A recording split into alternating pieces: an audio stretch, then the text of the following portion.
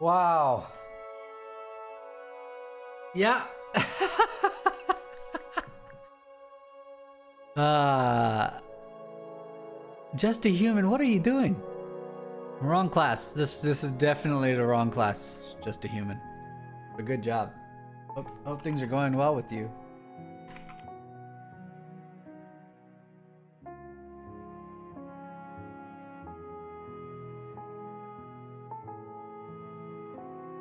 Ah, hey, procrastination.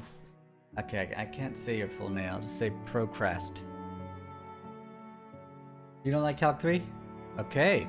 Well, then it's official. It's official.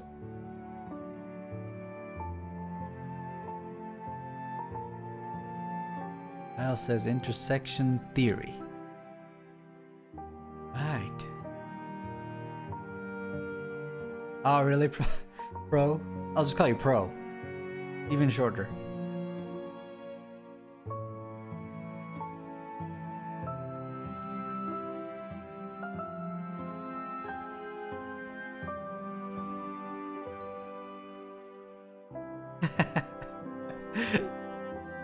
It's an introductory lecture, Femvox. So the first one will be good. Maybe the first two. And then it gets crazy.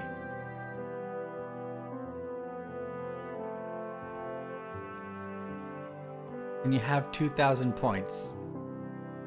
Well, no. No, you can't.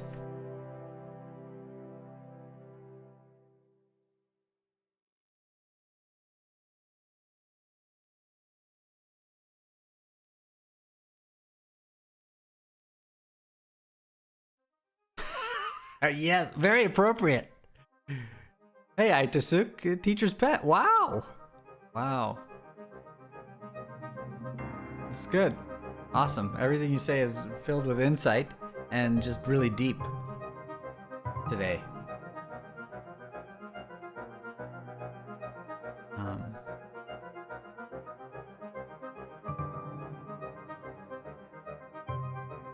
Alright, let's just start. What are we waiting for? Okay. Do you guys want background idle just music? The usual thing? Or is it distracting? Yes? Okay. Yeah, I think we like it. Just low volume. If it's too loud, just let me know.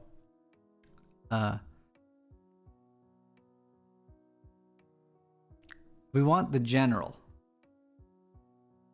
Not sure what you mean by that.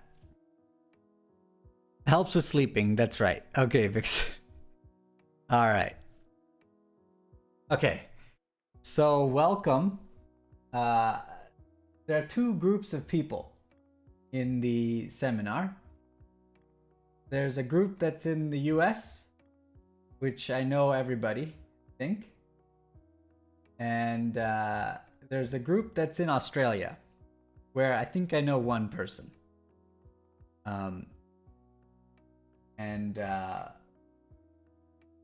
So the seminar, the idea for running this came from essentially demand. There's enough interest in the topic and people wanted to learn algebraic geometry using this this particular thread,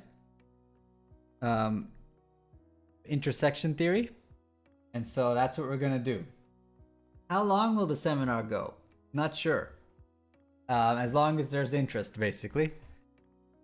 We will follow the textbook 3264 and all that by Joe Harris and Eisenbud. Is some basic algebraic geometry a prerequisite? Yes, some familiarity with varieties and definitions involving varieties. Yes. But it's also a way to learn that stuff. It's a reason to want to learn it or to learn it concurrently. But yes. Yeah, there's no I'm not going to be a gatekeeper. but it might be challenging if you've never seen the definition of a variety. I mean, I'm not sure what. Okay, it'll be challenging. On the other hand, I don't think you need to know what a scheme is completely. Maybe seen a definition here or there. Because you'll see that the concept emerges in the details. Okay, we will follow 3264. We will go in order of concepts.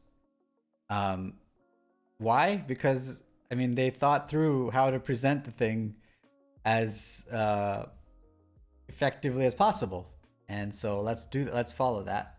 I will try to answer questions. I will give my life experiences concerning various objects, my minimal life experience, and we'll just kind of learn together. It's one of my favorite subjects in all of math, and I learned it from Joe himself, so that was special in graduate school. And I'm hoping to recreate that learning experience for others the best that I can do. Okay? All right. Okay. Why should you read this book? Yeah, we'll start there, but I'm going to start with a overview. My own overview. Okay? But yeah, exactly. Chapter 0 is already filled with things to learn. So, yeah, it's not an easy book at all. It's not going to be an easy book. And it will require lots of your own efforts. And so the Discord is for that. You will not learn this just by spectating. It's like extra true about these topics. Okay. So the Discord server is for just airing out all your confusions. And I encourage you to do that as we proceed. Okay? All right. So my name for the Australians is Anand Patel. And I'm an algebraic geometer. Now, I'm going to limit the lectures to 1 hour. And in 1 hour, I've learned I can say 3 things, basically. Okay? For them, it would be Patel Anand. Right. It's all rotated 180 degrees.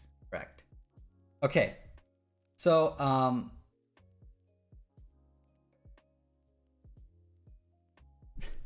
so I can say 3 things in 1 hour, I've learned. All right. So, what's it about? What's our subject? Examples.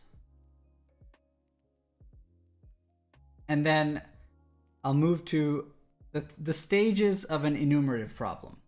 Roughly what happens in an enumerative problem, so that you understand the large-scale game, the name of the game. So what's it about?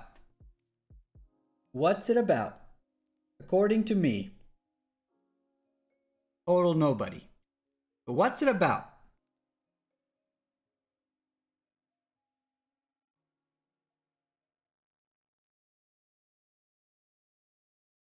So algebraic geometry is apparently, if you look on Wikipedia, it's like you're supposed to look at solution sets of polynomial equations.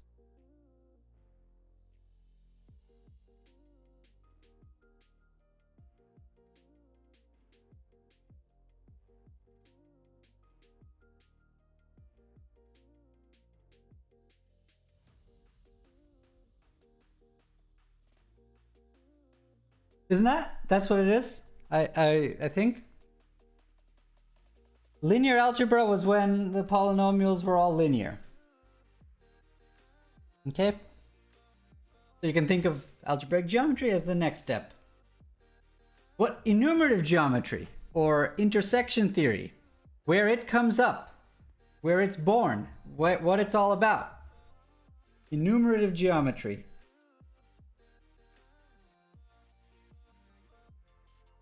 Is about the following setting. Suppose there were finitely many solutions.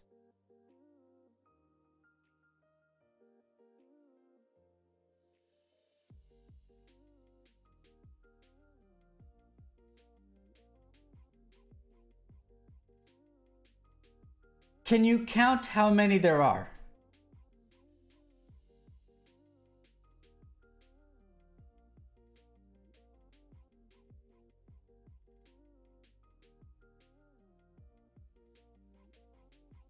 This is what the whole thing's about. In the situation where your algebraic variety is a finite set of points, can you tell me how many points there are? Okay, thank you. Drinks.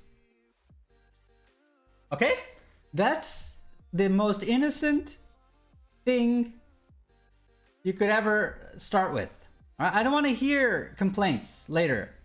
You'll hear it from these people on Twitch. Oh, where's your...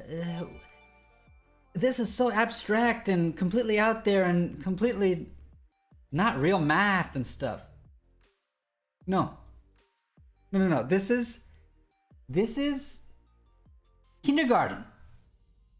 How many roots does this equation have, for example? Whatever that was for you. This is the beginning of our subject, and it's going to be the through line. Okay? Now I'm going to say something now. Hey, Root Guy. Root Guy is a family member, for sure, because they keep subscribing and stuff. So thank you. I think it's an auntie. Thank you, auntie. Thank you. So, where was I? Yeah, most innocent starting point. Okay? And I want you to continue to see this as the through line. That's the through line. And intersection theory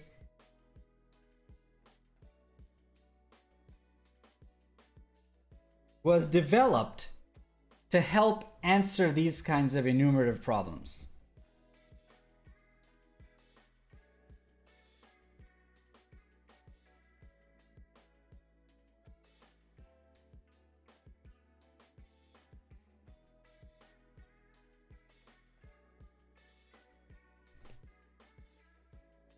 And in this large tool called intersection theory, there's a lot of difficult, subtle algebraic geometry. Okay? So that's the nature of the thing. You've got an innocent problem. You're going to have a huge edifice called intersection theory, which I want to emphasize we'll learn how to use in order to solve certain types of enumerative problems. Okay? So now we should see examples of this. We should see examples. Thank you. Thank you. To Hikaru? Thank you. Thanks for that sub to Hikaru. Okay.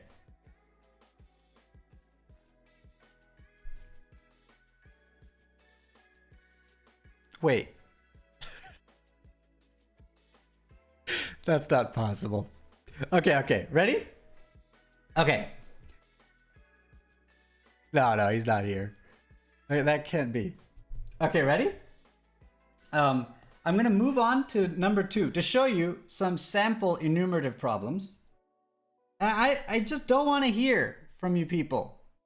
Oh, it's about such not real things. It's not real math. It's like some elitist ivory tower thing. No. I'm going to collect some enumerative problems. You might not know the objects right yet. You might know these objects. But I want to just show you some classical examples. All right? Okay. So I've been collecting a little sheet of enumerative facts. Let's start reading them. Slumburger, welcome. Welcome. Thank you. Okay. Here we go. Look. Through two, let me underline it so we can read it together. Through two distinct points in space passes a unique line. Who is this? Who is this due to? Is this Euclid? No, it's like the first human being, like, of all time. What was the first human being? What's the first recorded name in history? What is it? What is it? Cleopatra? Cleopatra. I'm going to try to start giving attributions. Don't tell me this is some, contrived subject. Notice, where is the system of equations? Where are the polynomials? What's the solution set? The solution set represents is represented by the line viewed as a single dot in some ambient world that we'll have to construct. It'll be the Grassmannian. Okay? So like this is like in your mind some crazy complicated system of equations. Registered one solution. Unique line. Okay.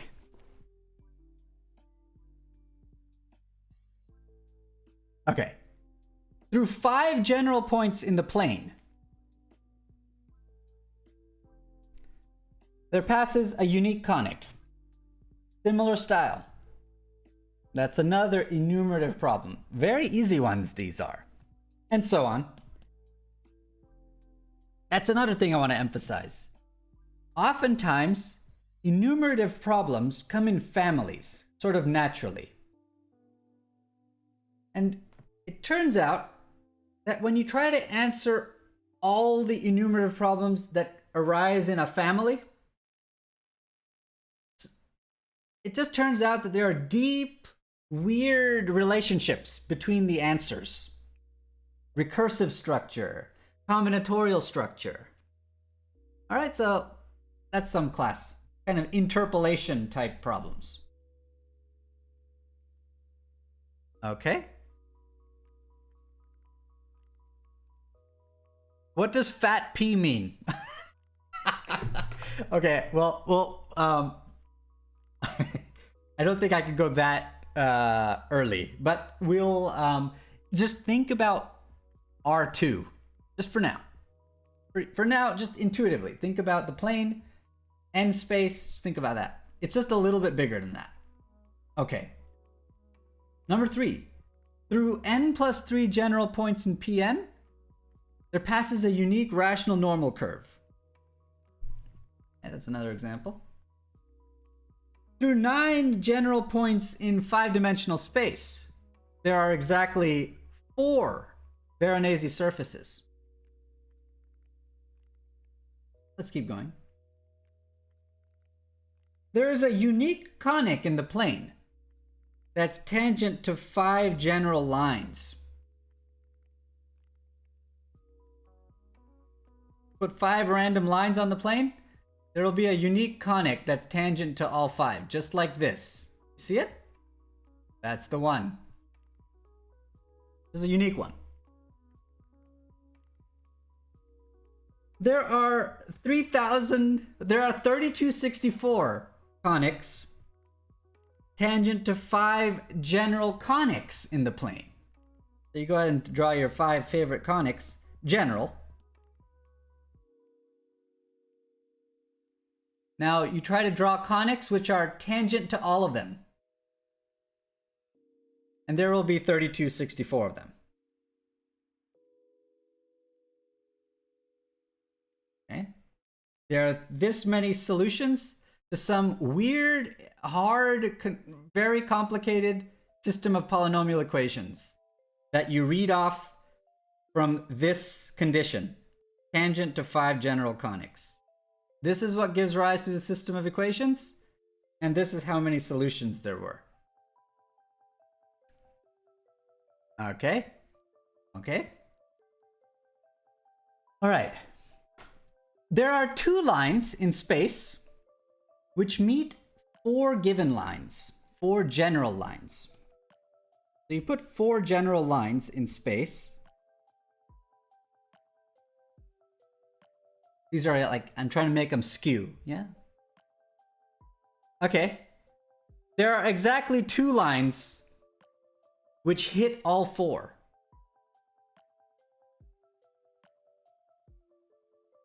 Okay.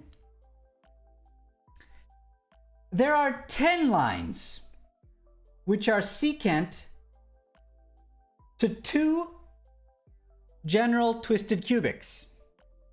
Now, a twisted cubic is like this curve.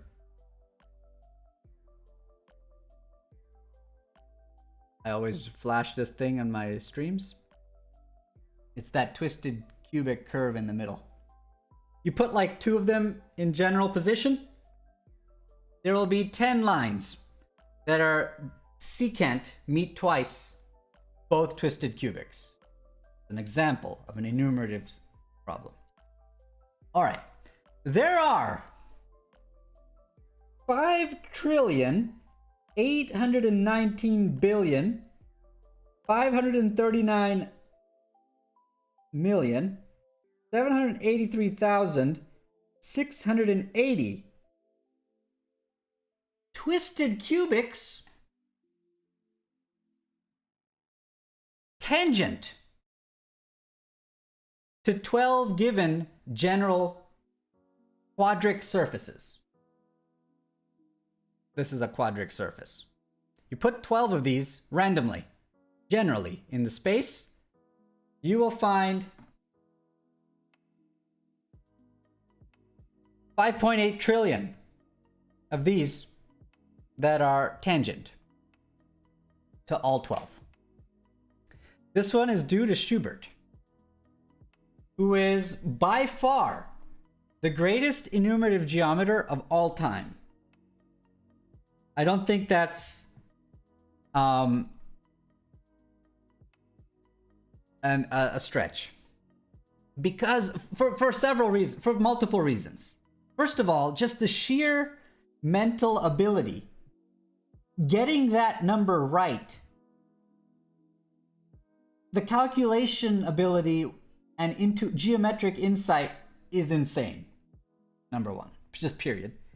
Number two, algebraic geometry had not been placed on any firm footing at all. He was winging it. There was no intersection theory book. There's nothing. He was just developing tools as he went, intuitions. And so Schubert is by far the greatest enumerative geometer of all time. All right? Okay. Classic, ready? Very classic. There are 27 lines, exactly 27 lines, on a smooth cubic surface. All right? I actually have that right here. This is a cubic surface. All right. And if you look closely, the lines are sort of, see them?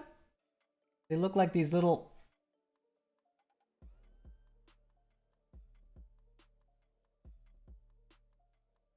there you go. You're starting to see some of them. I counted them. I got to 24 and then I'm not Schubert, so I started losing count. Which one had I counted? But they're at 27. Hopefully. There are 2,875 lines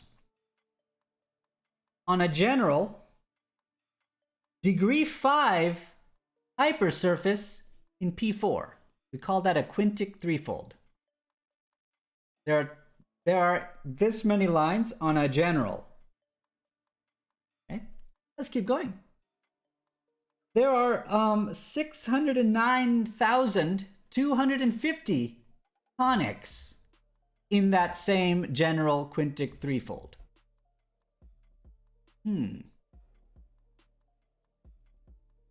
Let's go. You can do way more contrived, crazy ones.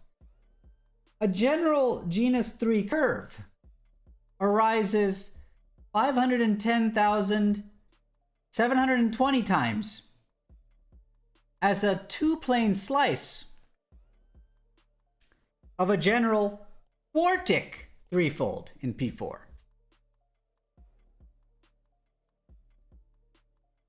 This is Apollonius. Spelling mistake. There are 8 circles tangent to 3 general circles. A general degree D plane curve, I forgot to say plane curve, has 3d times d minus 2 flexes. A flex is where the tangent line is on sort of both sides, or just for now. Okay, there's this many. A general quartic plane curve, degree 4, has 28 bitangent lines. A bitangent line is a tangent line that's tangent again somewhere. Incidentally, this 28 is one more than this 27. And there's a reason for that. In a general pencil of degree D hypersurfaces in Pn, you will find n plus 1 times d minus 1 to the nth singular ones. In a general pencil of degree D plane curves, this many have a hyperflex. Hyperflex is like y minus x to the 4th order contact with a tangent line. You'll find this many curves that have such a point. Wow. A general binary sextic form, that's just a homogeneous polynomial of degree 6 in 2 variables, is expressible as a cube of a quadratic form plus a square of a cubic form in 40 distinct ways.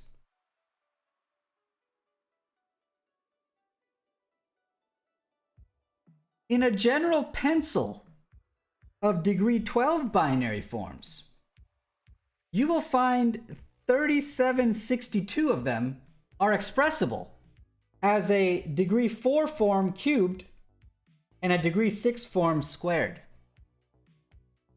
There's exactly 3762 of them that arise that way in a 1-parameter family of binary forms. This will just keep going. You know, I could just keep going forever. There are so many crazy facts that you don't think should be knowable, but they are. And that's the beauty of the subject. How many are there? It's just endless. It's endless. All right? Okay. Okay, so let me... the examples just are everywhere and sort of mind-boggling. All right, so let's go back to the overview, the examples. They just keep going. Now, okay, no, I'll get to that, like a log. I'll get to that. All right. So, there are 2 types of people in the world. Some people just are satisfied by figuring out the number. The number itself is charming and it's like an achievement for them. I suspect Schubert was one of these people. Why else would he compute the number of twisted cubics tangent to 12 quadrics? Why? Why would he do that? If not for just the sake of knowing these charming numbers, these answers to these finite solution set algebraic geometry problems. Okay, that's one type of person. I'm very much that kind of a person. Now, there's another type of person who looks at those people and puts them down and says, why are you doing this?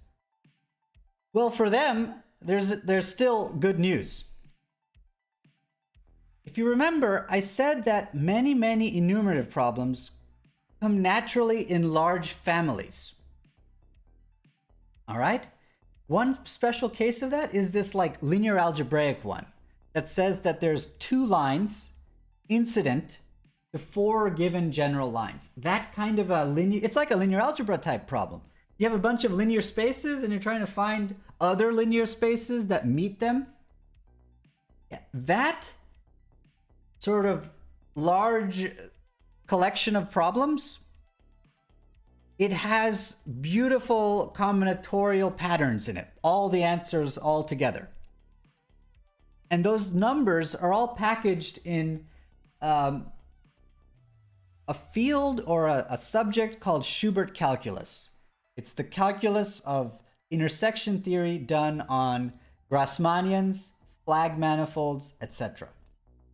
And if you package all the problems together and put them in correct arrangement, you will start to see very deep and interesting combinatorial patterns among the enumerative problems, relating them with each other. So there's your deeper math pattern. Of course, I could always ask you, why the heck do you care about these combinatorial problems? It's actually never a fair question.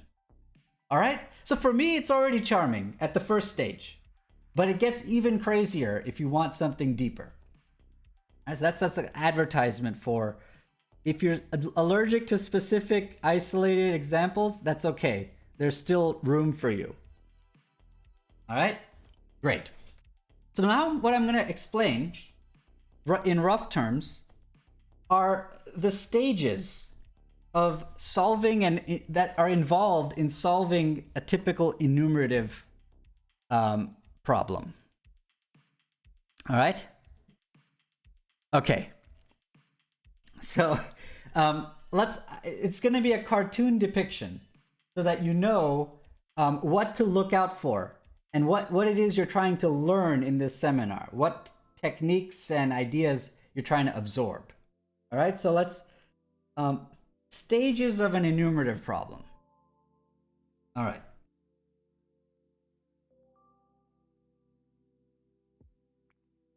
How an enumerative problem goes.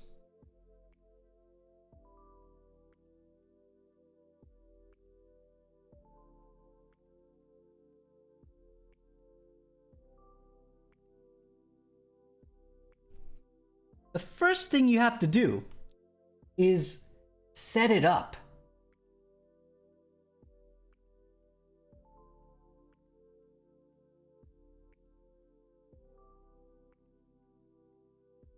First thing you got to do is set it up. Now, the setup itself can be filled with very difficult, deep mathematics that has hundreds of years of history just to get the right setup. There's already a lot to learn just in the act of setting it up correctly. What do I mean by setup? Look, we're solution sets of systems of polynomial equations. But like, what are the variables in these polynomials equations? What is the ambient space in which your polynomial equations are cutting out hypersurfaces? What is the ambient world you're solving the system of equations in? Setting up that ambient space is absolutely an art form and filled with wonder. All right, so you have to figure out an appropriate ambient space or parameter space.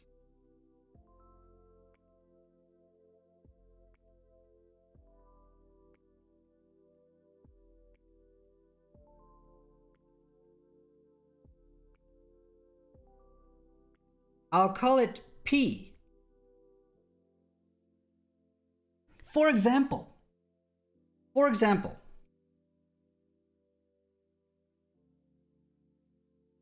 For the problem number 1, due to Cleopatra or whoever, the ambient space that works here is the space of all lines in Pn. That's a Grassmannian. And that's a typical tool in this construction of ambient spaces. It comes up all the time as a auxiliary tool or the ambient space you're studying, period. All right? So in the first one, the Grassmannian of lines is the correct ambient space. In the second one, it's the space of all conics in the plane.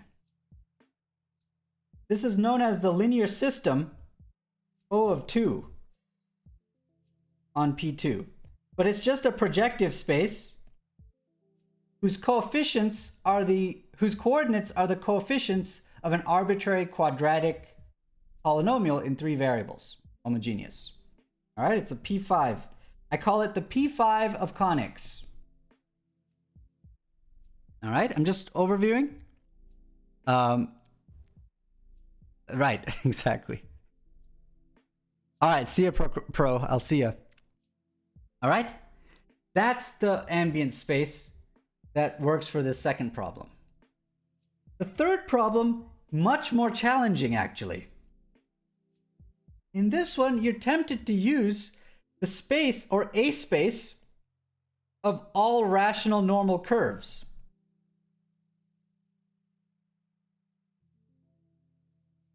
Turns out that's not going to get you very far in this example, and we'll discuss why as we go. All right? But it's a naive guess. Similarly, you're going to have problems with this one too, with an ambient parameter space that's tractable and suitable for the problem. All right. Okay.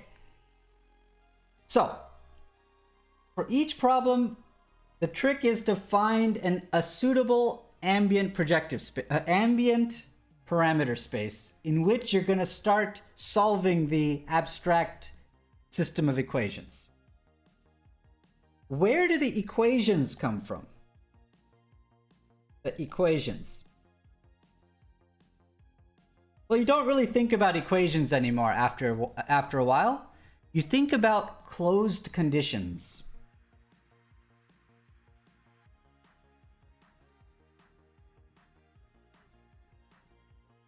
And each closed condition is going to register a closed subvariety of this parameter space P. Each condition registers a closed subvariety.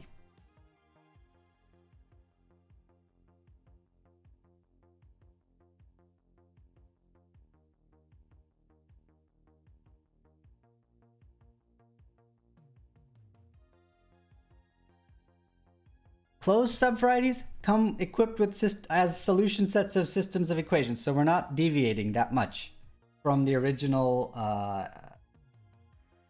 the prototype first sentence of the seminar.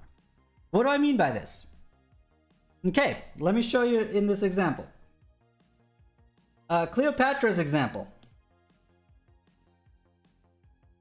Each individual point number 1, point number 2. Point number 1 screams the condition. Contain me, line. Line, contain me. That cuts out a closed subset of the Grassmannian of lines in Pn. One particular closed subset. And then the other point screams out a closed condition. Contain me. And you get these two closed subsets of the Grassmannian, and you want to intersect them and find the number of dots between them. Okay. So then the third thing is you want to calculate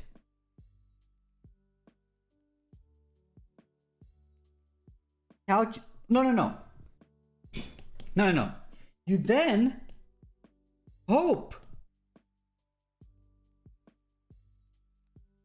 that this intersection is a finite set of points which represents actual answers to your problem.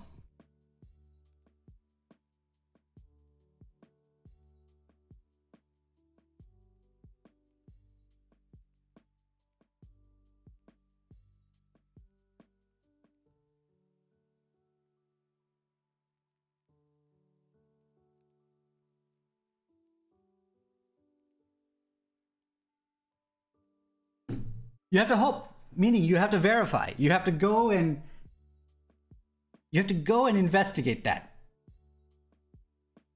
Now, if you pass these 3 stages, then the machinery of intersection theory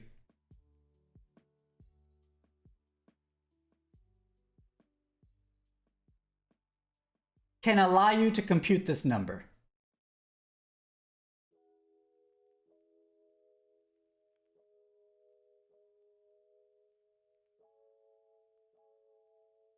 How this works is each of these subvarieties will register something very much like a cohomology class or a homology class on a topological space. Each subvariety will register a fundamental class, its cycle class, in something that's like a cohomology ring. It's called the Chow ring of the ambient parameter space. And if you know these cycle classes in terms of some other ones that you really understand very well, you can then compute what's called the intersection product in this ring. It's the ring structure. You then try to compute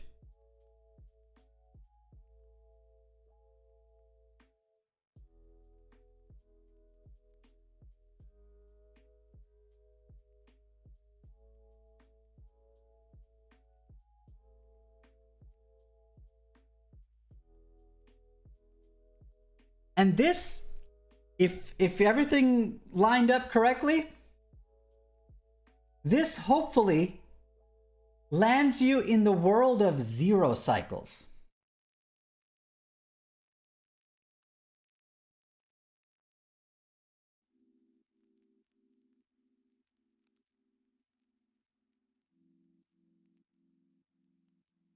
And hopefully you can compute what's called the degree of that 0 cycle. All right? So this is the large-scale strategy of solving any enumerative problem. The hunt for the appropriate parameter space. Looking at the closed conditions and just trying to understand them, vague basic geometry of them. Look at the actual intersection set and hope that that's actually the type of objects that you're trying to count. And then try to count the number using the Chow ring if you have information about the Chow ring. All right? That's the 4 stages of an enumerative problem.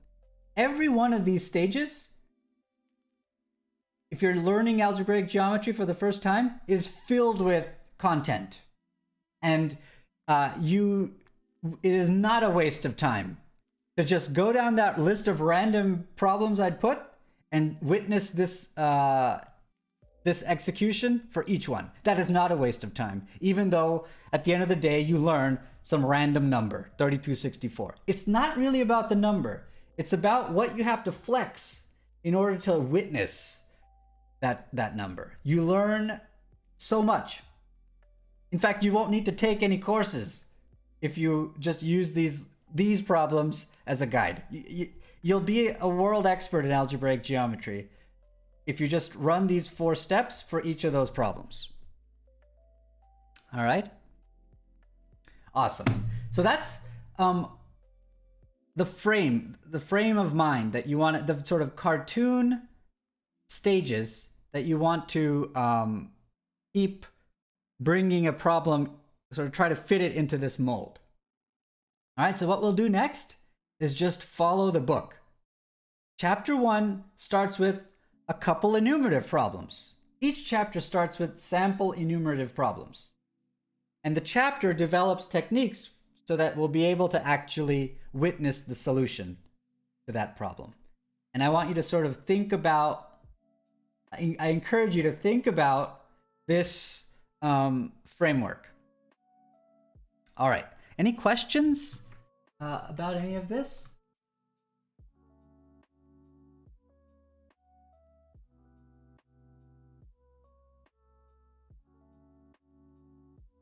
Chow after a mathematician. Yes. Not after dinner. Yo, Tayo. Hey, Tayo. Yo, Tayo's here. Hey, did you shout out Tayo? Hey, Tayo. Probably like the most popular math streamer on Twitch. Where's... Maybe Tayo's gone. Everyone go check out Tayo. Okay. Are you still here? I'm sorry. I was trying to I was concentrating. Who else was here?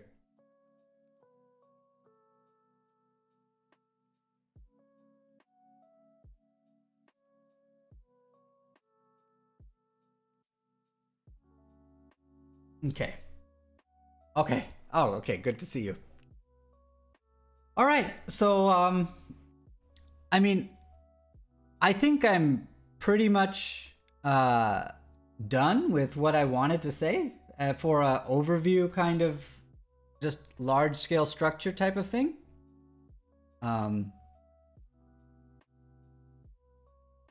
It will be dual to cup product when your algebraic variety is a complex algebraic, smooth complex projective algebraic variety. Yes. Yes. In the sort of setting where you have an underlying usual topological CW complex, yes, it will be that. When you, okay, I'm lying.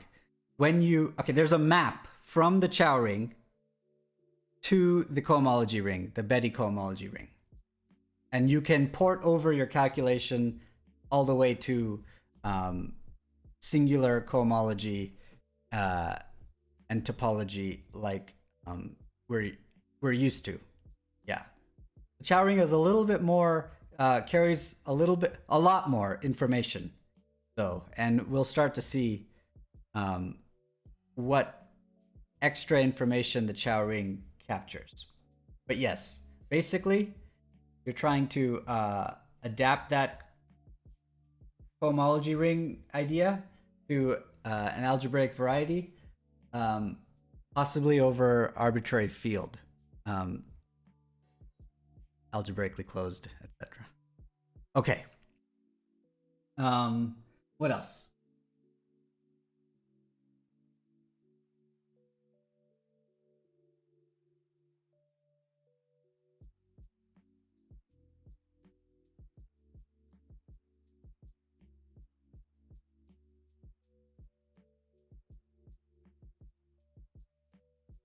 I actually can't imagine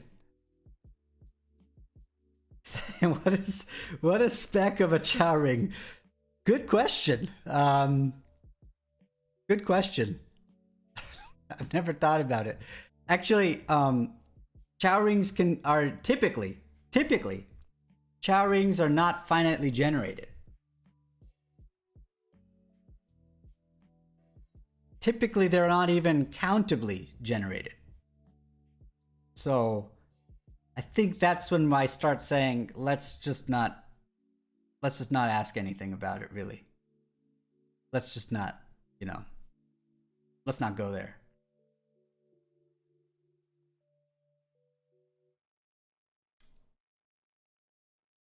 Okay. Man, but Schubert, what? How did he get this? This is Schubert.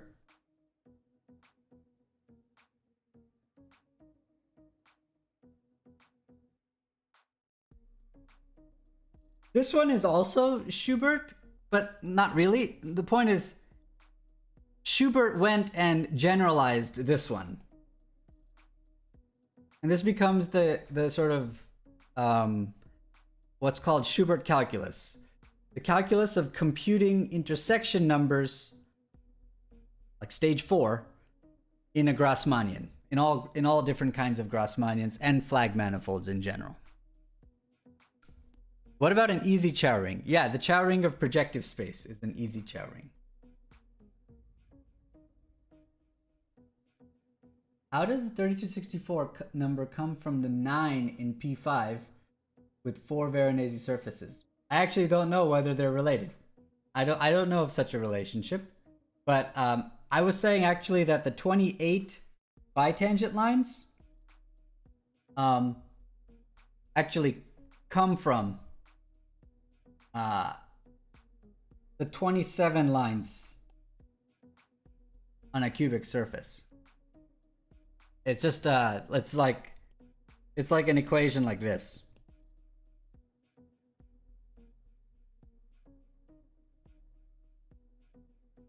But these are just like ad hoc random relationships that you know, you still learn a lot of algebraic geometry by understanding them, but you're not gonna like these are exceptional situations, exceptional being used in more than one way. But yeah, finding relationships between enumerative problems is a very satisfying and fruitful endeavor.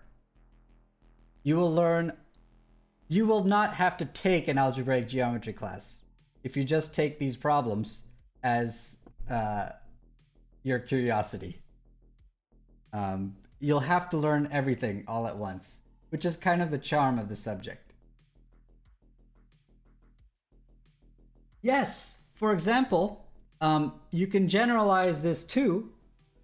This too is actually the second Catalan number, like 1, 2, 5, 8, 14. Is this, did I get them right? I'm just going based off of memory. 33 or something. Yeah, this too is the second Catalan number.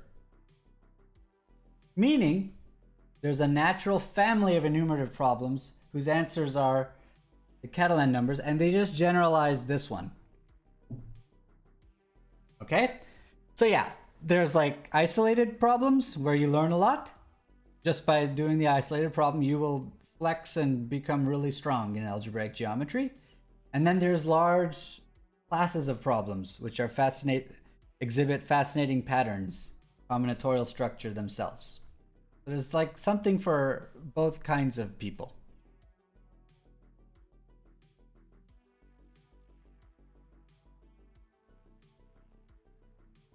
The 8 circles tangent to 3 given ones is really actually quite old.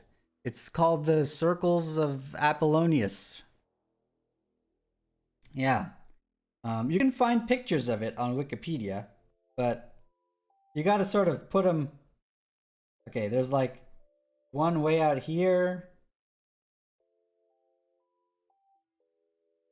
And then there's like one in here. And then there's like one in here. And there's like one in here. And here. And you can count. You can get 8 that way. But you can get the number 8 by the procedure, the 1, 2, 3, 4 that I laid out as well. Okay. Okay. So I want to I should say one more thing about the stages of an enumerative problem. Yeah, I gave you like how you try to attack a problem. Each one is completely not trivial. Okay, there can be real issues at each stage of this story. Literally solving one enumerative problem that's like difficult and not done yet is definitely a research paper. It's like it's not easy. If it's easy, it's kind of too easy. And if it's not too easy, it's going to be really hard. It's like a 0 or 1 situation with these problems. Okay, but I do want to mention like more subtle afterthoughts or problems that come out of an enumerative problem. More subtle questions. So after you solve an enumerative problem, your work isn't done. For instance, if the problem was defined over the real numbers,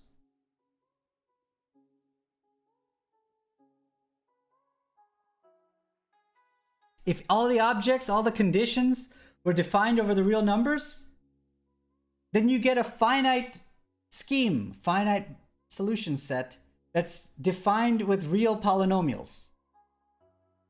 Now there's a problem now. Are the solutions actually all real? Or are there a bunch that come in complex conjugate pairs? You get secondary questions, really hard ones. It's secondary not because it's less interesting or easier. It's different, completely different methods. Completely, I don't know anything about this stuff. But you get fascinating further questions. You get the reality properties of the solution set.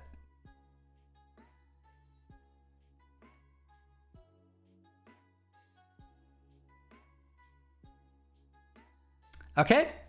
So, for instance, I guarantee you, nobody knows whether if you put 12 real quadric surfaces, for example, take this one and just kind of translate it around and put 12 of them randomly. Whether these can all be real twisted cubics or not.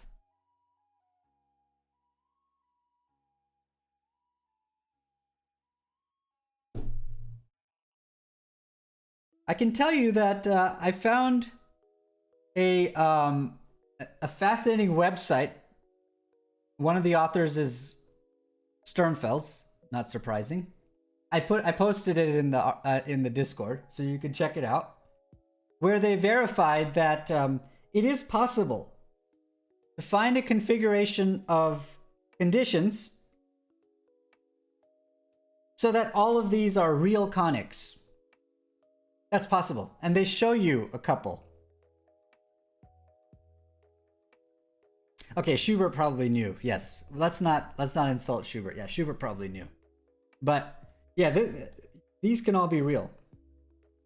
Okay, famously, the 9 flex points of a smooth cubic plane curve. This number will be 9 for d equals 3. They can't all be real. It's because the points have this like incidence structure that forbids that.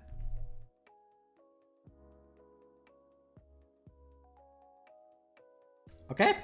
So it's not like you always get a yes answer to this thing. Oh, the 27 lines? They can all be real. In fact, you just show them this surface. This one has all 27, and they're real because you can see them. All right? So you get secondary questions. If you find the number, what are its reality properties if it's a problem defined over the real numbers? Okay. The Discord is for, yeah. I don't know what I'm doing. Okay. Okay. So yeah. Reality proposition. Second, Second type of question. The Galois group of the enumerative problem.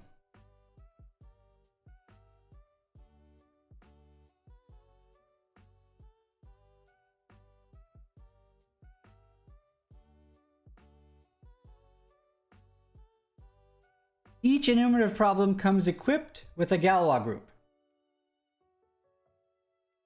Okay?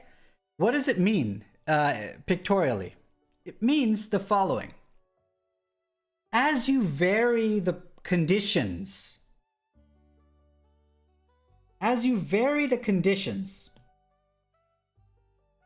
you imagine the closed subset, the intersection subset, which is like your solution set, you imagine it swimming around in the ambient parameter space. Now, if you vary the conditions and then bring them back to their original position, the solution set will experience a permutation. And in this way, you get essentially a representation from some fundamental group to a symmetric group. It is the symmetries, the secret relationships between solutions that this group measures. The computation of the Galois group is incredibly difficult in any one of the most innocent looking enumerative problems. In fact, there are some really, really natural ones involving just a Grassmannian of lines, which are still not solved. So establishing the Galois group of the enumerative problem is a further exciting chapter. Not a chapter, a book in algebraic geometry. So it's kind of enumerative geometry is simultaneously kind of pointless, but what you gain from it is priceless. It's just endless wonder, a source of endless wonder and infinite problems. Just there's problems for everyone here. You know any examples of Galois groups? Yes. For instance,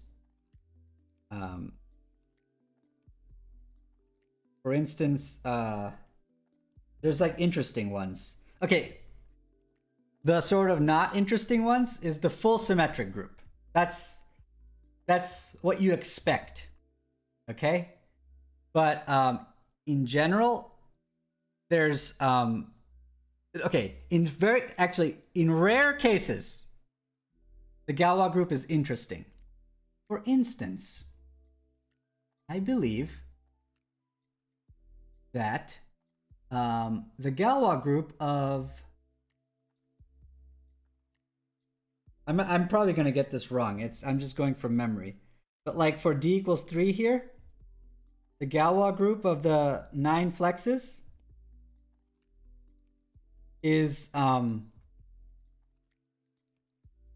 something like SL2F3 or something. No, SL2F3.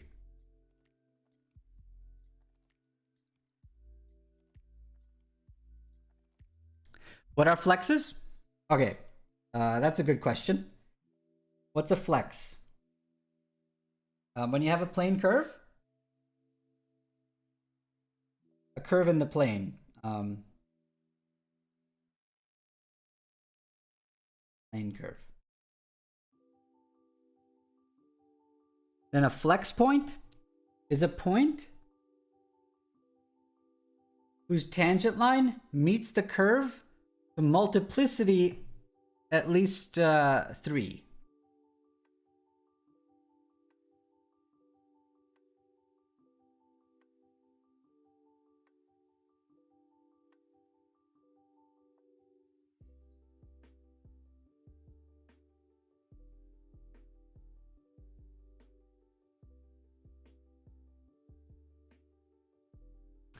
And there's actually finitely many of these for a curve in the plane in characteristic 0. Okay, and if you look at the that enumerative problem tells you how many there are if you look at a random degree D curve. This is a cartoon of a degree 3 curve. Okay? Yeah.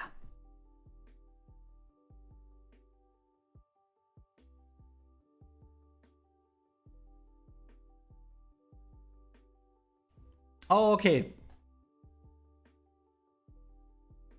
Crow left. Okay, bye, Crow. Class time. That's interesting. Hey, Arbitrary, how's it going? Hey, Gath, what's going on? Hey, Gath. Chemistry professor. Insane. Lectures are like perfect. And I don't understand how anyone learns organic chemistry. It's a lot of information. Crazy. Like an inflection point. Exactly. Flex. That's what we call an inflection point. Yes, exactly that. Very carefully. Okay.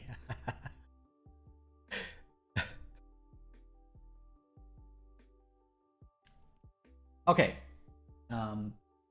Any questions about what to do next? Next meeting is on Monday. We will start. I will literally go through the definitions of the language section in chapter 0.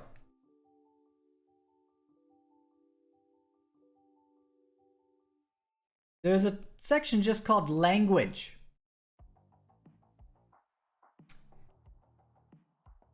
Now, I suspect that the language is not quite at the level of language for many of you, some of you. So we will go over that as simultaneously. I will try my best to steer away from spiraling into a just detailed algebraic geometry course and just give you the down-to-earth meanings of the things so that you can have a working knowledge and understanding of the language. Okay? Oh, Vixen, it's just, people were spamming it too much. People like you, I suspect.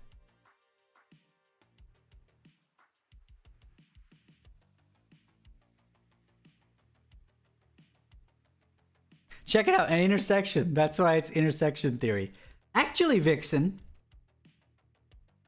the concept of multiplicity is actually at the heart of a lot of the difficulty in intersection theory. So this is no joke. In fact, lots of modern commutative algebra came out of Zariski and company's attempt at making the concept of multiplicity well defined and general. So it makes intuitive sense in this example, maybe, but this is actually part of the story. How to assign multiplicities to intersections. It's a joke, but it's a good joke. All right, credits. I think people are just here for credits at this point. And then we can get the hell out of here. We meet Monday. And for Monday, people, we don't start chapter 1 yet. For Monday, we read language. What an insult. What an insulting section.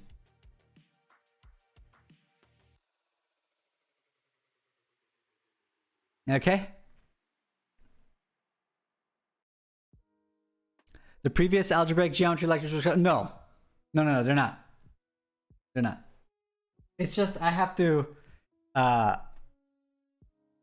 If there's a targeted interest given by specific people, hey, I want to learn this, versus me like imagining what a future student might be interested in, I will prefer to do the thing that I know for a fact is currently being asked for.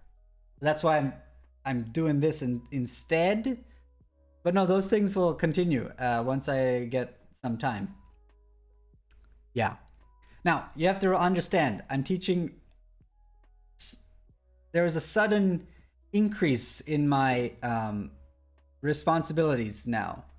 I am teaching Galois theory, a course. I'm teaching commutative algebra. So just think about what's happening to my brain if you know these subjects. Galois theory, commutative algebra.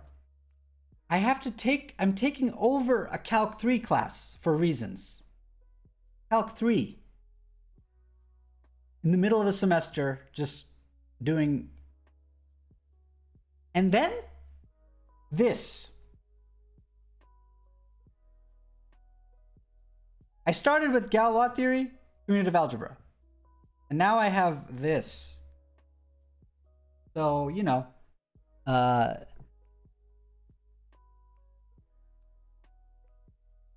like I'm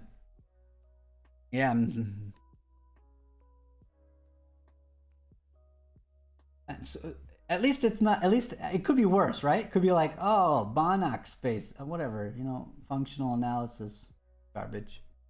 And it could have been worse, but yeah.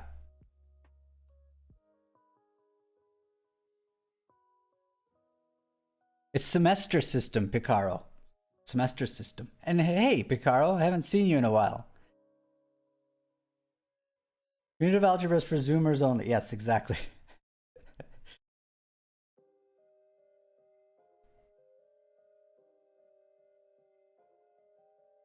There's a Galois theory course. Yes, there is. Just look at the VODs. Okay. Seminar people. The seminar will last as long as you keep learning or engaging. I can tell you a story about seminars. I'll tell you a story about seminars. So I was a student of Joe Harris, one of the authors of this book, famous algebraic geometer. Okay. There was one time in graduate school, I won't say exactly when the time was, when Joe offered to do a learning seminar where he would explain some open problems and then the students had to continue it. And it is one of my biggest embarrassments. I cringe whenever I think about it again. The students dropped the ball massively.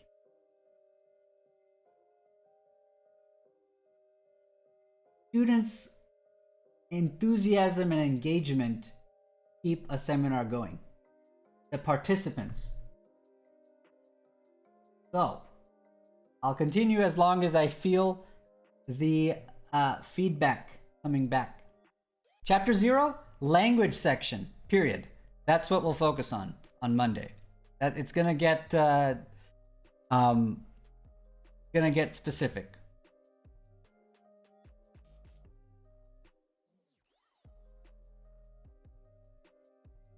I did. Hey, Arbitrary, did I download all of them?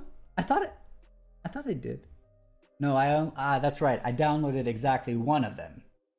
I did the exact opposite of what I just thought I did. Whatever. I'll try to remember to download this one.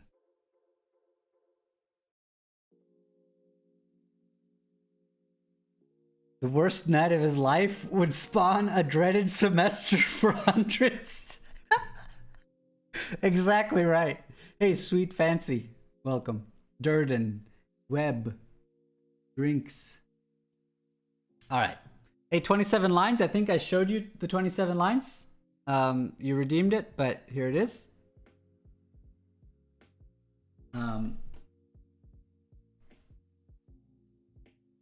Okay. So yeah, credits.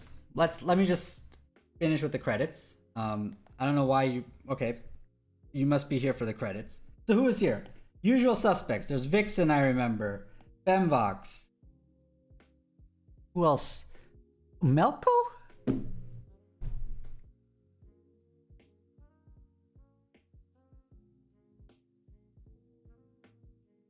Melko's here, everyone. Melko's here. Did we shout him out? No, that was a better shout out. Okay, so Melko is a streamer. And their life is like amazing and full of accomplishments and like everything's going well for them. And that was what I learned earlier today. And it was just like, wow, they got this job, they got that job, they got tenure, and then you know, whatever. Just whatever. Complete garbage. Okay, so that's a summary of his stream. If you're into that self-loathing, go ahead and check out Melko.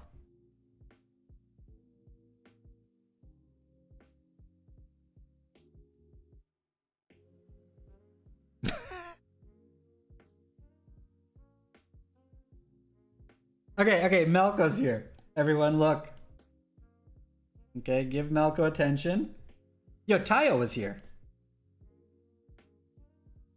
Go check out Tayo one more time. Tayo has patience of a saint. That's what I learned from going to Tayo's stream. Who's up? Pandemic's here.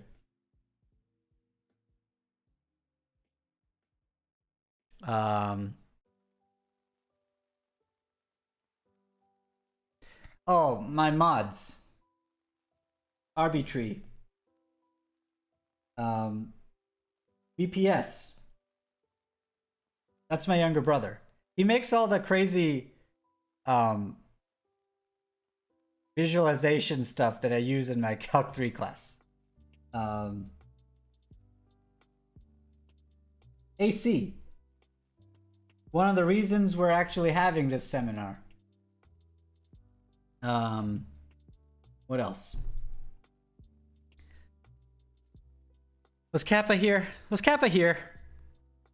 Kappa wasn't here, right? Oh, he's sleeping probably. No, Kappa's been here. Kappa votes. Kappa shows up in the morning. Other Kappa shows up in the morning. But the mature Kappa is here.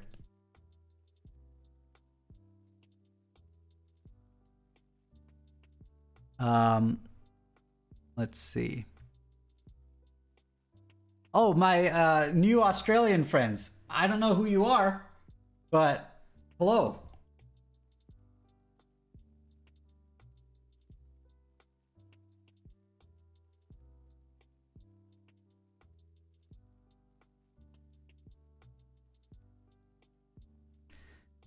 Okay, Picaro is here.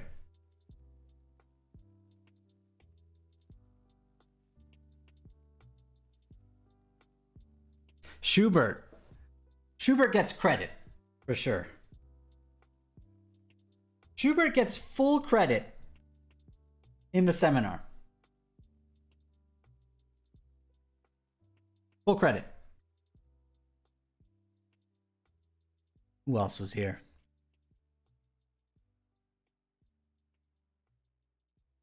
Pale Blue Zebra. No, not Franz Schubert. No.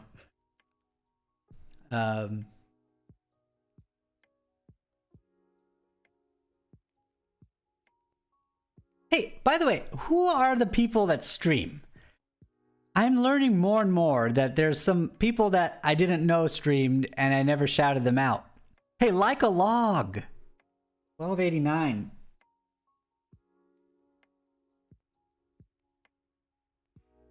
You asked a great question, which was, why is 3264 highlighted rather than other 27? Yeah, it's because of the complications that arise when executing the 4 steps.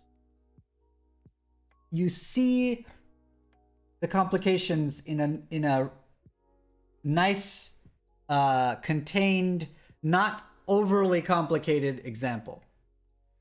Okay? That's why. All right.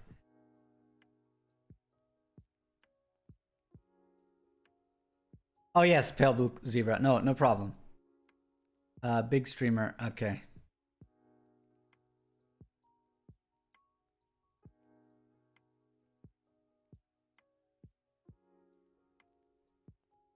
Okay, I don't know what that means, but okay. Who else? Who else was here? Procrastination.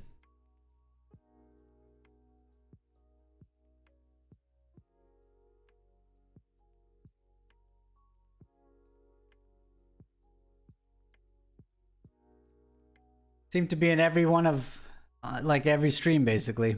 Welcome again. Hey, Gath was here.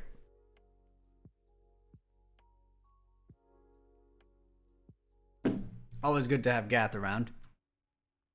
That's like a rare injection of positivity in the chat. Have you guys noticed that? Yeah.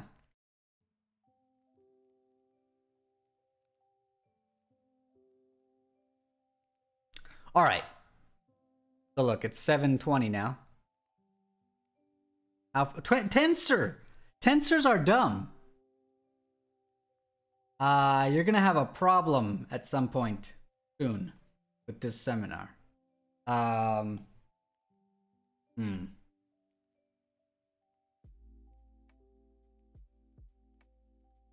Okay. You might struggle later with the seminar. Just saying.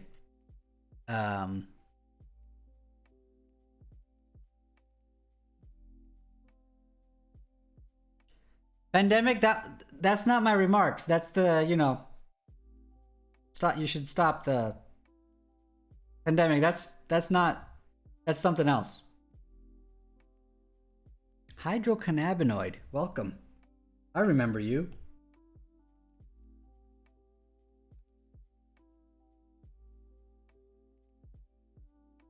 Okay, ready? Chat's always positive, Vixen? Yeah, totally. Totally.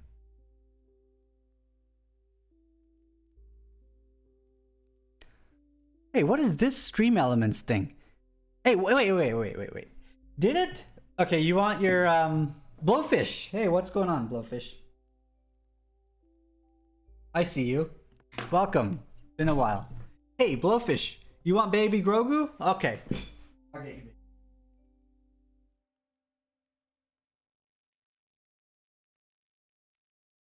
Can end with Grogu for sure. All right, here's it.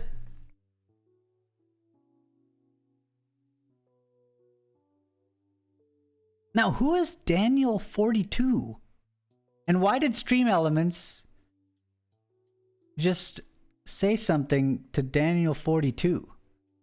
What's happening here? Whoa. Yo, what is happening? Is someone hacking our stream? What are these messages?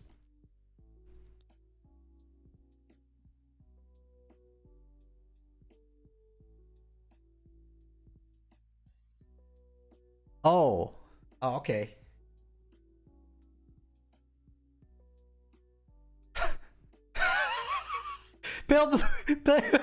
Pale Blue Zebra has spent 0 seconds watching this stream. Oh, well, stop that. Don't reveal that.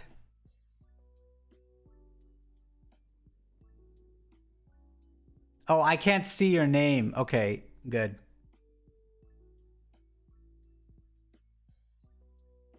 Oh, Arbitrary, that's really sad. I'm sorry to hear that. That's really sad. Wow. Yeah, that's really bad, man. Leaderboard. Yo. Okay, we get the point, Daniel. We get the point. There's nothing happening in this stream. It's not cool like your other streams. Okay, go to some other stream where it got all those things. Go to Melko's stream. Go to the offline chat on Melko's stream. You'll have all the cool little things. Okay? You get it? Good. No, go to Melko. Go to the offline chat. Hang out there. with Tyrion or whoever hangs out there. Hey, commentator, how's it going?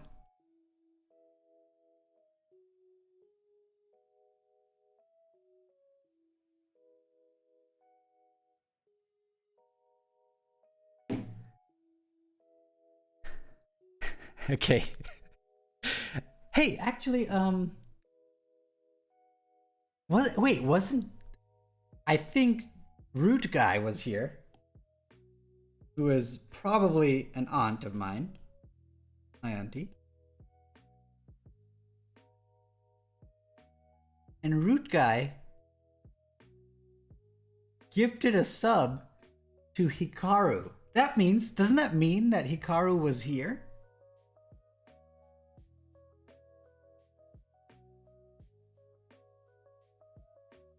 I think that's what it's a proof. It's like logically that's just follows. That's incredible. Wow. Is there a reason? It's just that you're here. You showed up. That's all it takes.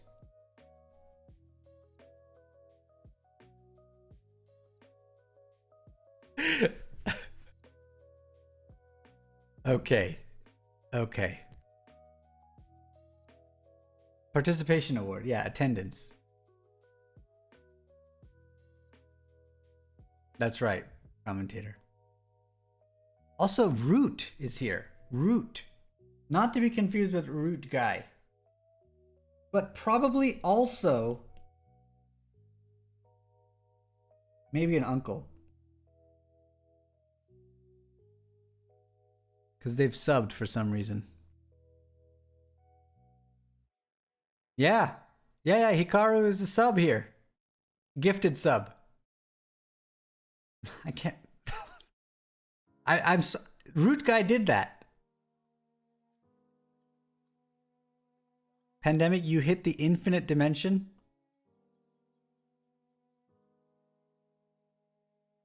Pandemic, this has nothing to do with anything I've ever said. This is something else, Pandemic. This is chemically induced. Ask Melko about what's happening.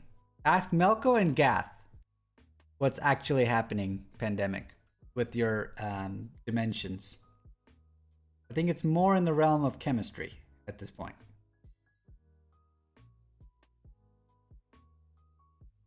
Okay, but that's great. That's great. That's great. It's always great when ideas click. Wonderful. Are we at 11 dimensions yet? Yeah, we are. Justanothyroid. Yeah, we are. Look, if you set n equal to 11 here,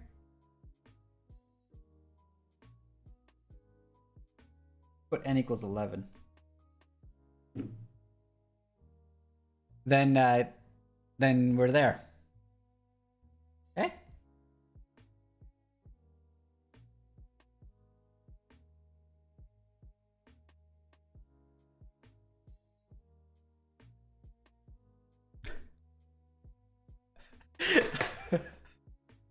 Today I learned a general line is a line, but not every line is a general line.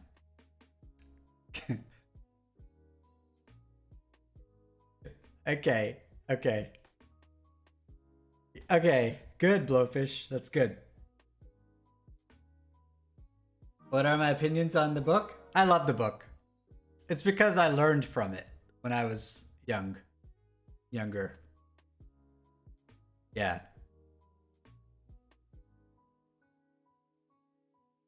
That's what I'm teaching from, too. Hey, Scottish Christopher. You want to be in the credits? Hey, Devil, you're in the credits. Devil gets in the credits for sure.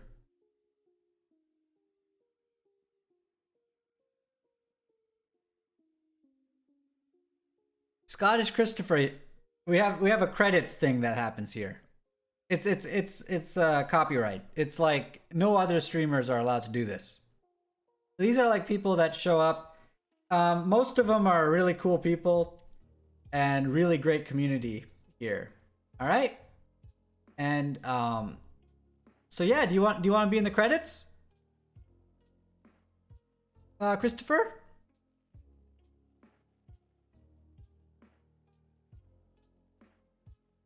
I'm gonna guess that you do. All right. Here's it.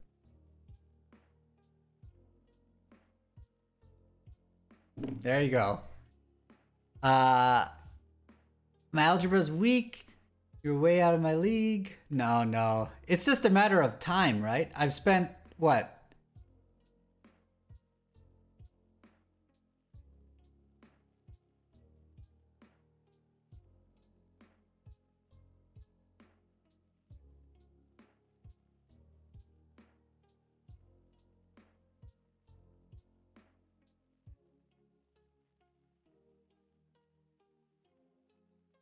Several years doing this stuff. Spent lots and like several years. So it's anything looks impressive after several years, Christopher.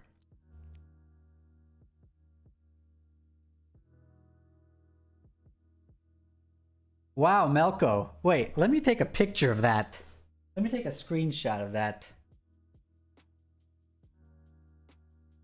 Yeah, that's a threat. That is going straight to the FBI.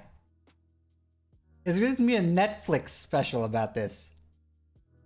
Melko, it's going to start with this message right here.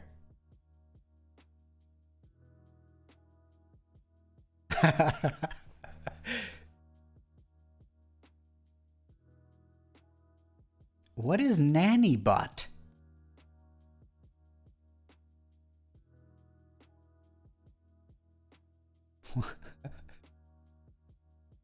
How did you go about doing reading program with the professor? Did you email professor? How far in advance? You have to ask. I took 2 classes? 1 class? 2 classes? With a professor, and I really enjoyed it. One of them was Galois theory, I think. And I enjoyed it, and I was very, very active in the class. And I would go to office hours all the time. It was annoying, probably, because no one else ever went. And so maybe they were just there for the off chance, like, because this one annoying kid was going to come. Sorry. But then I would ask about things other than just in what's in class.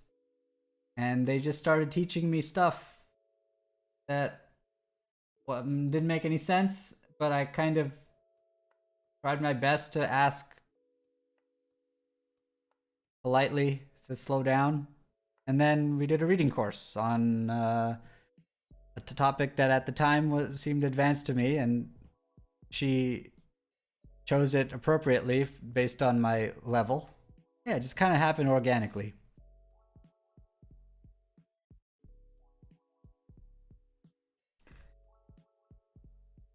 Wow, you have to move to DC? Isn't it like really expensive? Yeah, that's right, Devil Honor, that's right. Very big influence on my life. It happened organically. That's the thing. I wasn't actually like doing it because it was like something I know I'm supposed to do for a letter or whatever. I think that matters. Like the organicness of it.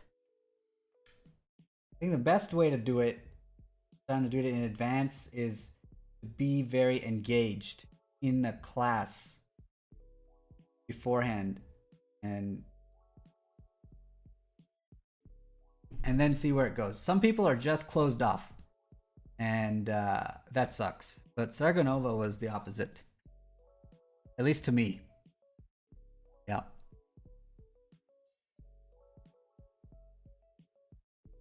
Have you ever read When You Hear Hoofbeats, Think of a Zebra? No. I'm not very cultured, commentator. Based on the last commentator, you seem very cultured. I'm not.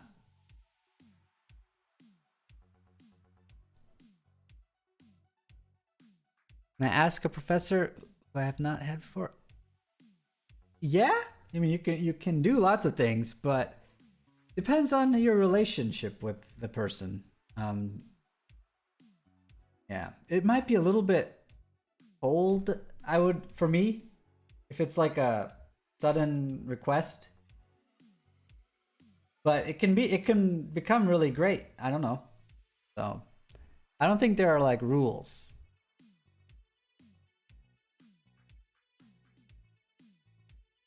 Okay, so are you guys noticing this? Just notice the frequency of Melko's comments and notice what he's talking about the whole time. Who is he talking about? Everyone, look, who is Melko talking about every time he's commenting? One particular person. Himself. Pay attention to this pattern, folks. Listen to how many times Melko uses me, I, myself, mine, me better than you, I rock, I'm fit, I'm smart, me words. Listen, write it down.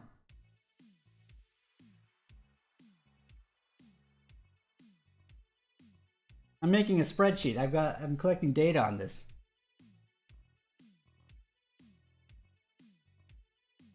Yo, BPS, don't play him up. Not here. Interesting man. Melko is like an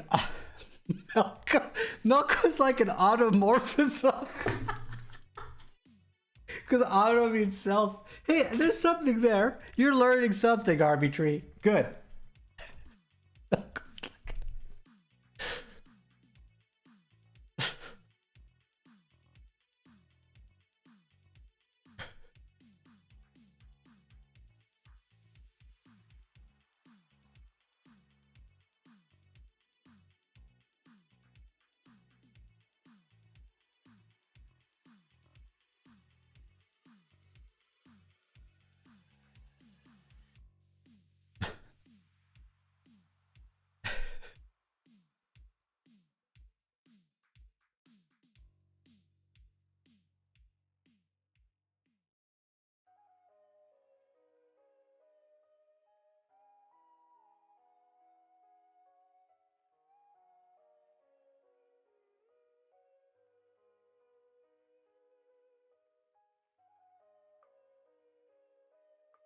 Is it normal for a professor to spend like over a month on homological algebra? It can happen. It can happen. Depends on what the professor wants to emphasize. But you know, some of the some important tools, like even in topology, especially in topology, I'd say, require you to be to have gone through the nitty-gritty homological algebra stuff, which I myself haven't really ever gone and checked everything. So there could be something good at the end of it. Tensors are dumb. I don't like your name, but yeah, there could be something good there that they might be building towards or preparing you for. So it's not a complete waste. Though, if that's not what their intention is, then I do think it's a little bit of a waste to go down that path. To trade off that for like more specific knowledge, less super general.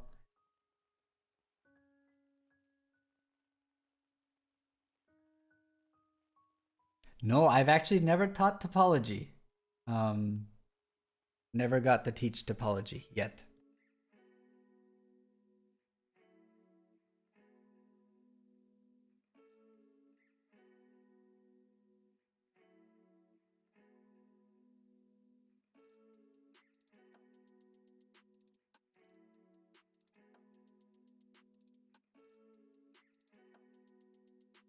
What are my long-term goals?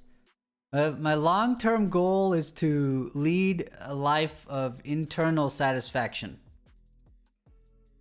And right now I'm very happy.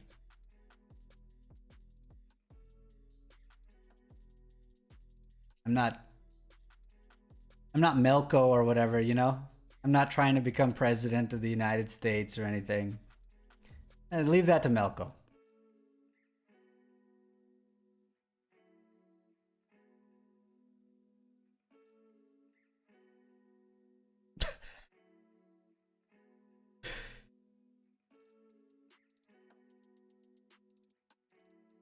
Yeah, tensors are dumb. Exactly what I had in mind. Now, in your algebraic topology class, there's algebraic topology, and then there's algebraic topology, where you just have to be comfortable with the spectral sequence. Just boom, boom, bam, spectral sequence, boom.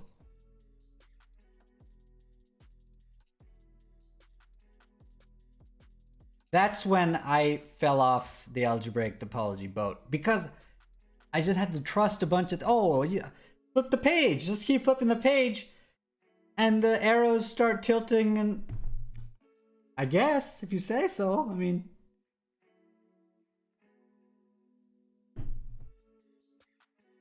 So they might be preparing you for that, which is good. You'll be stronger. Yeah.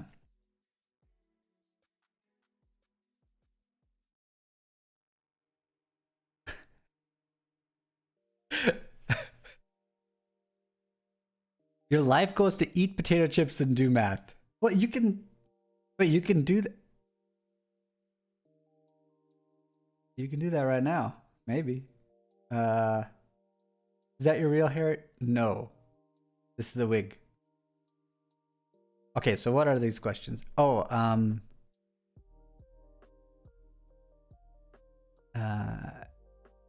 did I take any grad courses during undergrad? I did.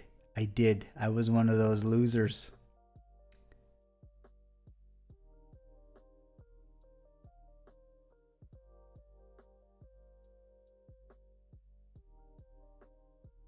Which ones? I don't remember, Devil. I think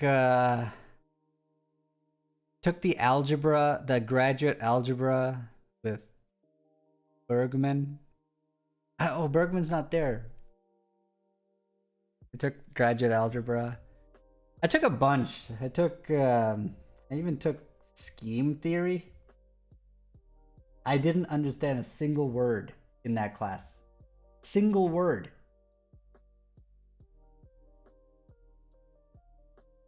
I took I don't remember which ones I took. There were several.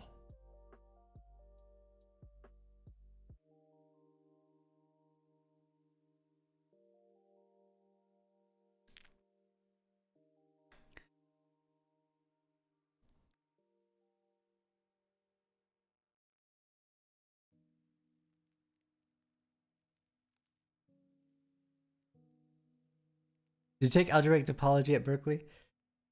Yes, I did. But as an undergrad. I took the undergrad one. I don't remember whether I took grad. No, I didn't. Undergrad. It was taught by Kirby.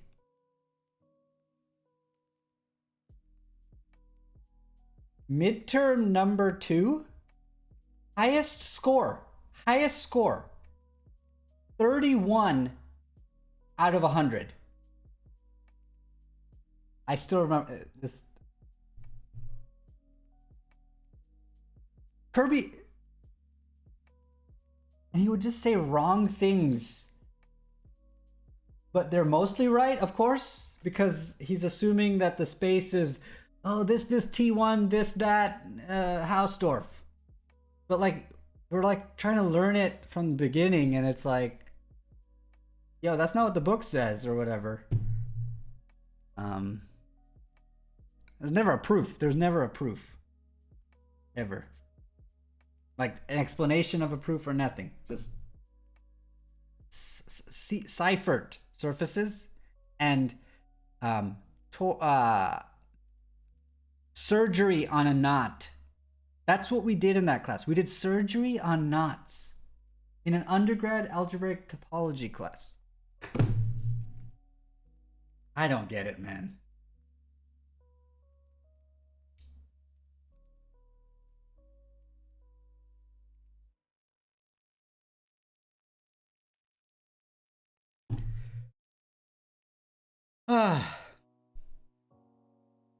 I damn sure did, AC.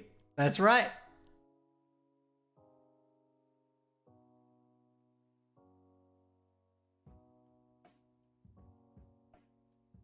You think that? You think that's true? Just no thorough. Okay, just yeah. I'm sympathetic to that a little bit.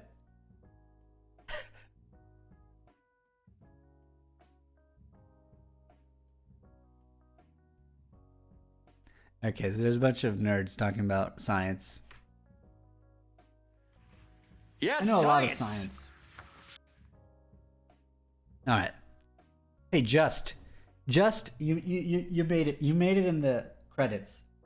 You've contributed enough to just make it in the credits. All right. Here's the credits. Wonderful people.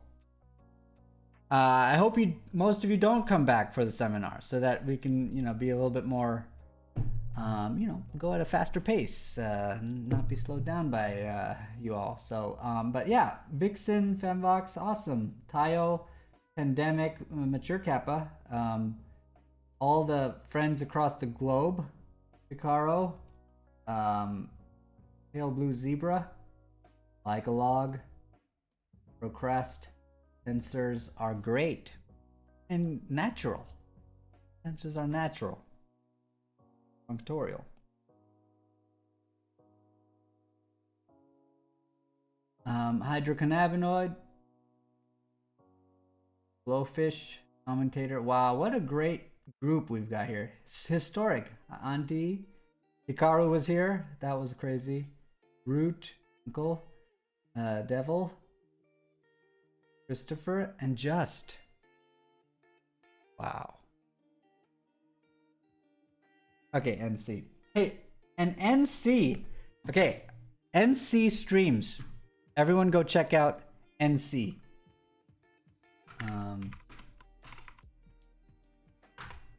Go check out NC.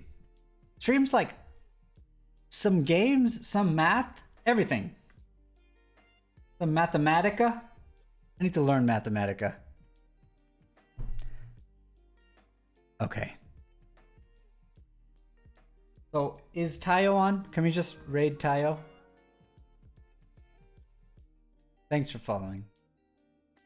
Can we just raid Tayo, or should we do a hard exit?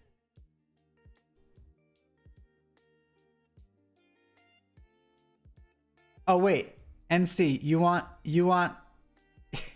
you want me to raid your channel? Is that what is that actually what you're asking? That's fine. I mean, it's assertive and it's, but is that Thank you, Kappa, for showing up. Just tell me someone to raid. Okay, who are we raiding? XQC, Hassan, Myth, ASA. One of these.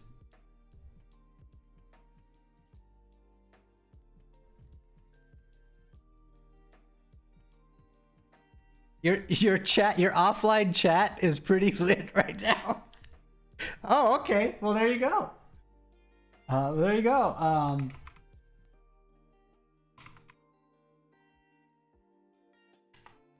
Wait, you can't raid an offline chat.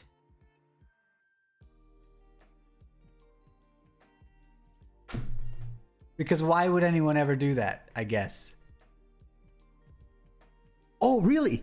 Okay, let's do that. Next Door Comics. That sounds great, Fembox. That sounds great. It's just him. Classic self-aggrandizing behavior. You see? Plays a big game, but really underneath it all, it's just an extremely fit, smart, intelligent, charming person. You know? That's what I'm starting to see. Okay. Let's do this other thing. Next Door Comics. Yo, Open Set is here just in time. Okay, Open Set. Shout out to Open Set. Amazing. Just a pandemic. Go check out Open Set. I'm just saying. Amazing. Okay. Yeah, go check out Open Set. All right. So yeah, let's go. Hey, that Femvox had a great idea. Crosswords. Nerds like those, right? Okay. Okay. Let's go. It's like a different chunk of Twitch. Let's go raid this crossword person. And what should we spam? Should we spam this? Hold on. Hold on. Wait, should we spam this?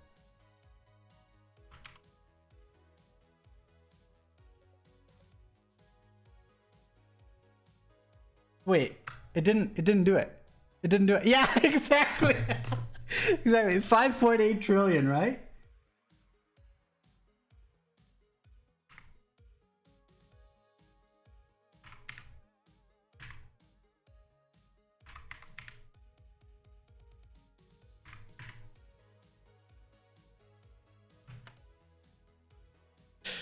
Melko, that's a credit card number. Go ahead and do your usual thing. Okay. All right.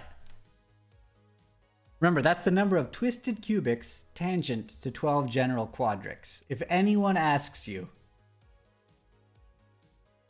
it's the number of these tangent to 12 of these. Okay. Amazing. All right. Let's do this. Next Door Comics. Start raid. All right. Thank you, everyone. See you all tomorrow. I mean, some of you for class. Okay. All right. Bye.